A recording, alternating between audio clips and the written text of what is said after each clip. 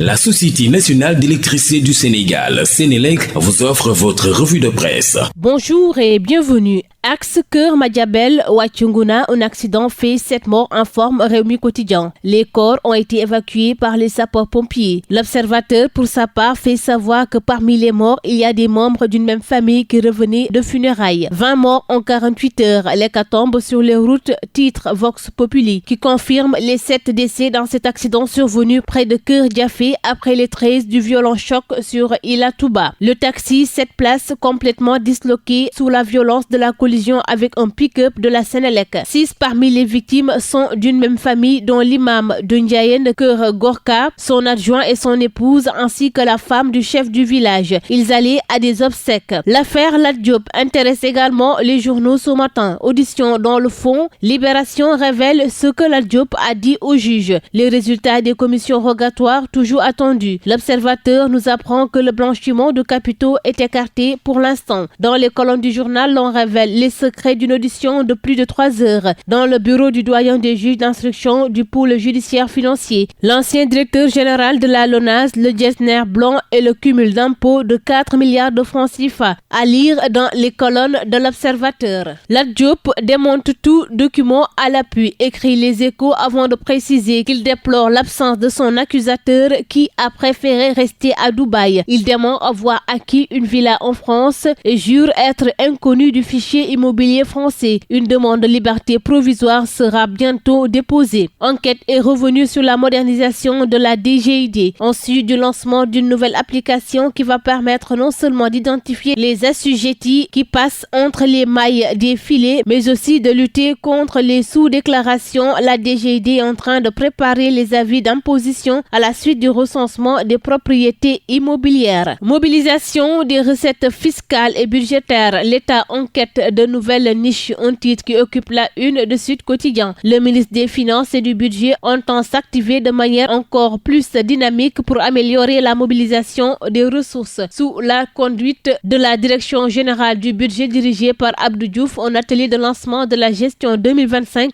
a réuni l'ensemble des acteurs de l'exécution afin de partager les enseignements clés de la gestion 2024 et d'identifier les axes d'amélioration pour 2025.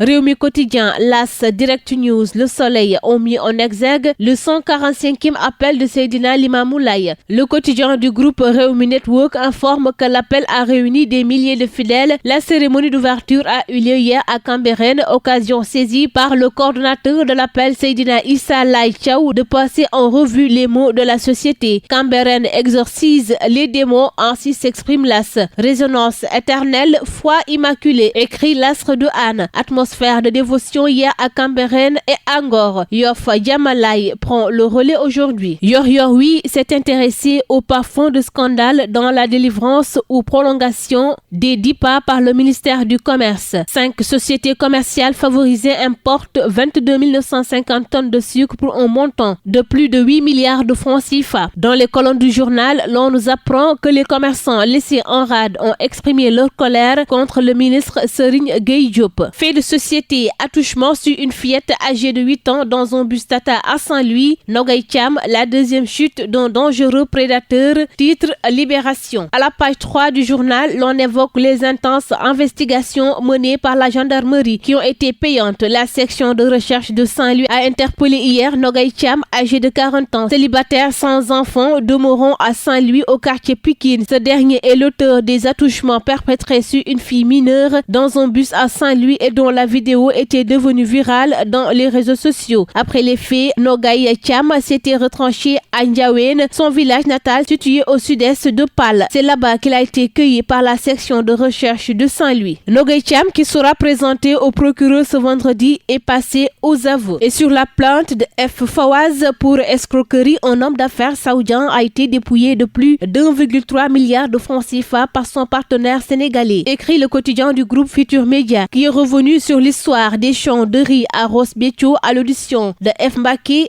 à la DIC. Sport pour terminer avec Rewmi Quotidien. En Ligue 1, Habib Beye devient le nouvel entraîneur de Rennes. Il va signer un contrat de 6 mois. Le message de Canal+ à son ex-consultant à lire dans les colonnes de Rewmi Quotidien. Record nous apprend qu'à Rennes, 6 mois assortis d'1 an en option, Habib Beye remplace Sampoli sur le banc, qui revient également sur les atouts et limites d'un match de prestige, parlant d'un Angleterre et d'un Sénégal presque bouclé. C'est tout pour votre revue de la presse. À vos kiosques et très bonne lecture. La Société nationale d'électricité du Sénégal, Sénélec, vous a offert votre revue de presse.